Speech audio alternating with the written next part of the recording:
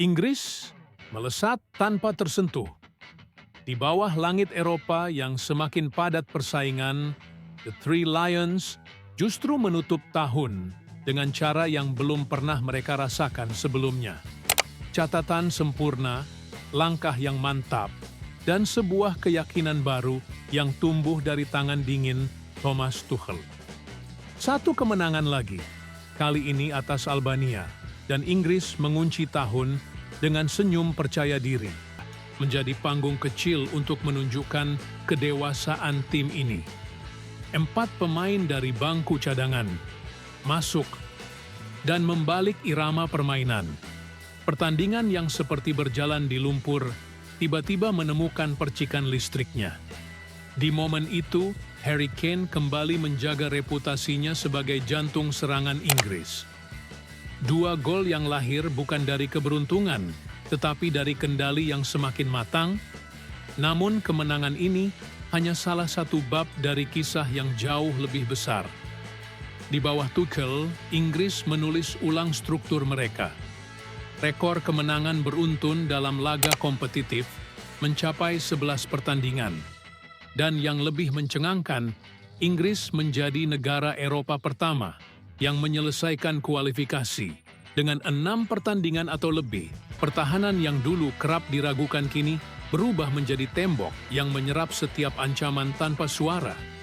Tuchel bukan hanya menang, ia membangun ritme baru.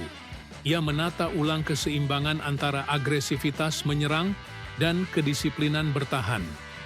Permainan Inggris kini hingga mereka yang menunggu kesempatan di pinggir lapangan. Di ruang ganti, kompetisi internal menjadi budaya baru. Walau tiket ke Piala Dunia sudah di tangan, Tuchel justru mengangkat tensi persaingan. Ia mendorong setiap pemain menampilkan versi terbaik mereka. Tidak ada zona aman, tidak ada jaminan posisi. Semua bekerja untuk mendapatkan tempat ketika musim panas nanti tiba. Cara ia menangani isu Jude Bellingham pun memperlihatkan kecerdikan tersendiri. Sempat tidak dipanggil pada Oktober, Tuchel memberi waktu bagi sang gelandang untuk menata ritmenya kembali. Bulan ini, ia dipanggil lagi, dan keputusan itu berjalan mulus, tanpa drama, tanpa nada negatif.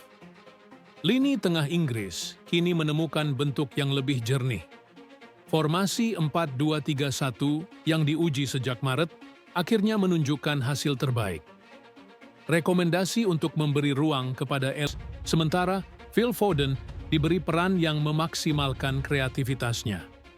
Di sisi lain lapangan, perkembangan individu juga mewarnai perjalanan tim.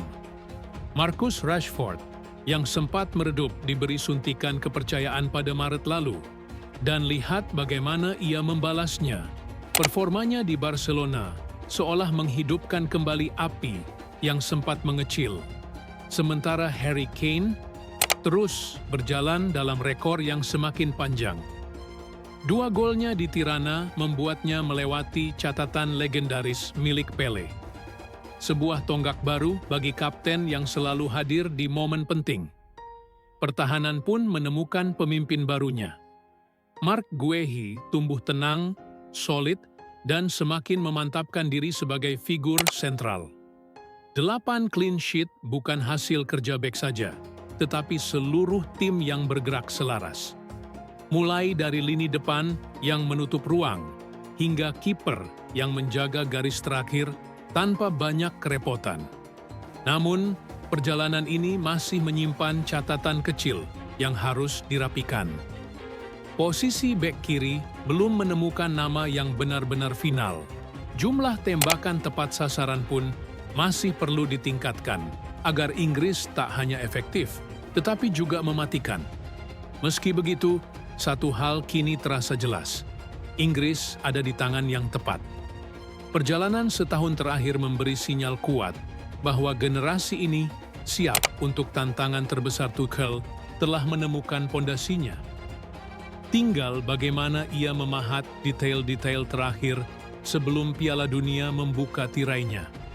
Inggris melaju, bukan sebagai tim yang ingin kembali mencoba, melainkan sebagai tim yang percaya bahwa mereka benar-benar siap.